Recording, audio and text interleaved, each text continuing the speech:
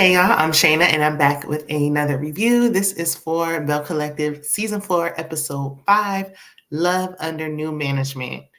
And baby, it was a whole bunch of, I don't know if this was like improv acting. A lot of the scenes seem staged, but we're going to talk about it anyway, okay? Before we do, if you're not yet subscribed and you've been here before, hit the subscribe. It's a growing community. Definitely need your help to make the channel grow. So do your girl a free, solid favor and hit that button. If you're new here and you enjoy the content, check out my other videos. And don't forget to hit that subscribe button and like the video.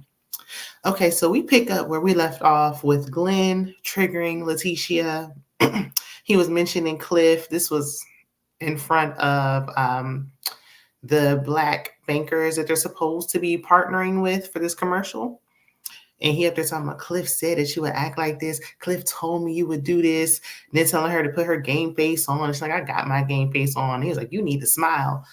What is it? What is this? So they started working on the commercial. They did like 275 takes. They did a terrible job, but they got through it, honey. Okay. I don't know what debit card or credit card they were trying to sell, but okay. All right. Let me know if this is a real commercial. If y'all have seen this on y'all TV and you in Jackson, Mississippi, please drop down in the comments because this don't even look legitimate to me personally. So we see Aikisha, she with her children, and she tells us that she manages Willie's career. He speaks on her managing him. I would have thought after they started having children and growing their family that, they would have hired some help. But I guess she wants to take it over. She handling business calls with screaming children in the back. And I know how that can be. And it ain't pretty. If I got the money to hire some help, I'm going to hire them. Okay. So he mentioned talks about how she manages him and kind of mocks her, and he's like, yeah, she'll say you got to do this and don't dress like that because you represent us. He's like, but if I say something about her outfit, it's gonna be like, oh, you think I'm fat, this and that. And she's like, but I just had 2 kids back to back, like I got 2 babies, so I'm still trying to work on my appearance and getting my confidence back. And he's like, yeah, well, I mean, part of that is you not putting down the Chick-fil-A sandwiches and the waffle fries. And I'm like, sir, wrong road. Even if you're trying to give a little jokey joke, that is not funny. She's been talking about exercising and losing weight all season. Please don't ever do that again, especially to your wife who just had 2 of your babies.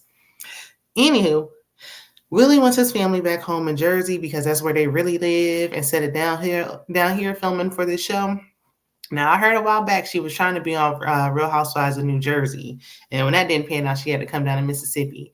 Will she give up her aspirations of wanting to be a reality TV star to go back home with Willie? I think she should. There ain't nothing down there in Jackson. Your husband and everything is up there in New Jersey and in New York. So, yeah. But we can just let the Fair Street situation go at this point because ain't nothing going on. Moving on. Essie gets a confessional. She looks cute. Hey, S. She says she inherited her family home because both of her parents passed away. So my condolences. So she wants to move back there. She wants to be closer to family and feel like she's closer to them. I wonder if she's married, and I wonder if her husband's on board with this, like how he feels about it. But she's showing Marie the renovations they made. Marie, of course, does not want S to go. She begins to talk about her mom and how she's still struggling with addiction. And I don't know when her mom will be ready to shake it, but it don't seem, at least not to me, that she's ready to shake it right now. Marie said that her mother stole her mink coat and sold it for $30. And she's like, I would have just gave her $30. Well, she don't want to ask you because she know what she using that $30 for. Girl, I would have rather you sold $30 out of my wallet than stole my mink coat. My goodness.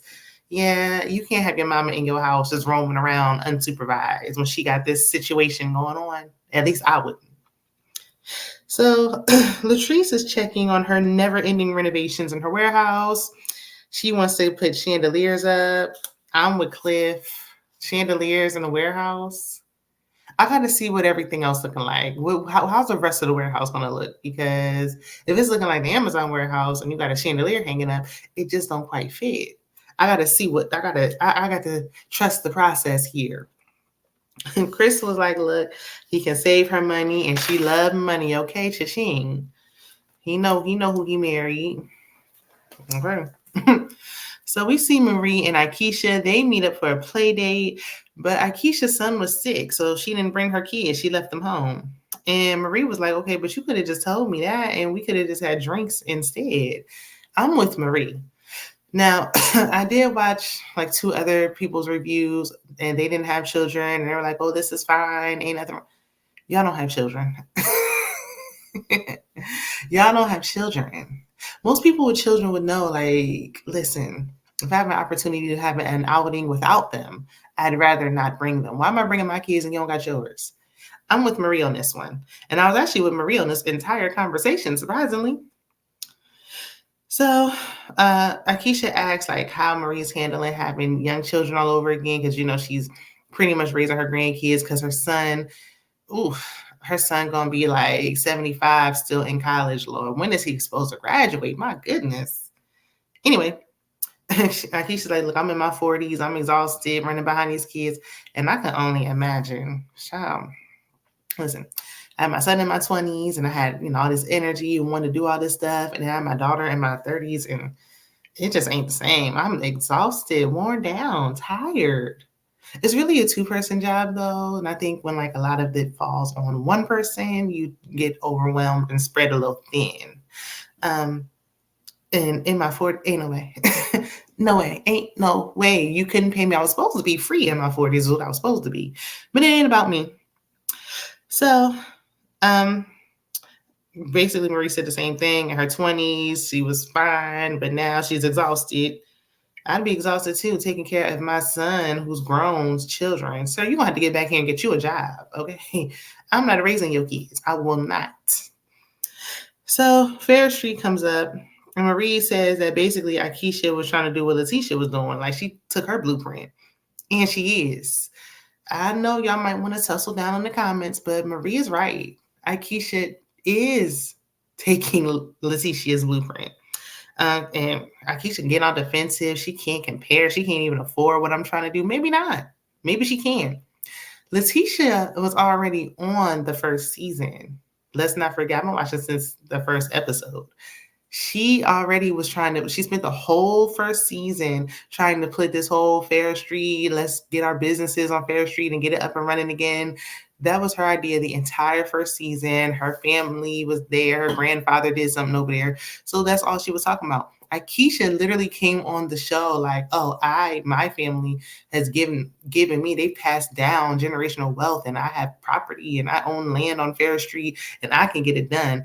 Lateshia couldn't get it done, but I can. I mean, like Marie said, neither one of y'all got nothing done. It looked like neither one of y'all get anything done. Aikisha like, oh, she can't do what I do. What are you doing? Nothing has gotten accomplished. There's nothing's done. So just go ahead on back to Jersey as far as I'm concerned. And I like Aikisha now. I didn't like her first season on there. When she came on season 2, I wasn't feeling her. I like her now, but she really ain't, bringing much, really, truthfully. Glenn, in the next scene, he comes to the empty Pearson Enterprise. I don't know what the scene was about. I was like, what? This ain't even make it. Y'all should have rehearsed a couple of times before y'all actually, film this and put it in the episode. But okay. I ain't no producer. What do I know? I just don't look believable to me. But they discuss her managing his music career or lack thereof. What music career? Even Glenn know. So entertaining a rap career. He like that shit been sell. And it has, Gucci Glenn. It has. But he said his music aspirations are pretty much over. He's too old for that. But that's the only way he can spend time with his wife. How about you just ask to take her on a date or tell her, I want to spend time with you? I mean, she was begging and saying you was the one that was never home while you was out there having possible other children. Now you can't spend no time with her, please. But Lateshia said business and personal are separate. And if she's going to be managing him, like it's going to be some contracts in place. You ain't getting no family discount or none of that. Glenn doesn't understand why she's upset with him. Sir, did you forget how you came over there when y'all was supposed to be doing that commercial that she didn't have to put you on. She brought you on to her already established business deal, which I would not have. Ever seen how you acted? Now you're talking about managing some music career. I wouldn't even entertain this. No, we can't do business together. It don't work. You don't know how to act. No. You almost made me lose the money that we was just about to get because you coming in here fashionably late with no fashions. But he breaks fourth wall and takes off his mic and storms out. And again, staged, but okay. Aikisha and Soguchi do Zumba. I mean, it's really nothing to see here. I've been saying since last season that Soguchi should be friend of. And when they tried to throw in JJ's mama, her and Aikisha really could just go. If Aikisha wants to just stay, but Willie wants her in Jersey, I think she should come down as friend of and film a few scenes throughout, and then but not be a main cast member. So Gucci really could go all together. She ain't really bringing nothing. She messed up when she got a restraining order on Selena. That was her storyline, and she basically said, "No, I don't want it." Okay, girl. So Lateshia looks like a disco ball going out to eat with Marie for dinner. Glenn walks up unannounced, mic'd up, ready to perform. But okay, it's supposed to be a surprise. Glenn is accusing Lateshia of going on a date with Marie.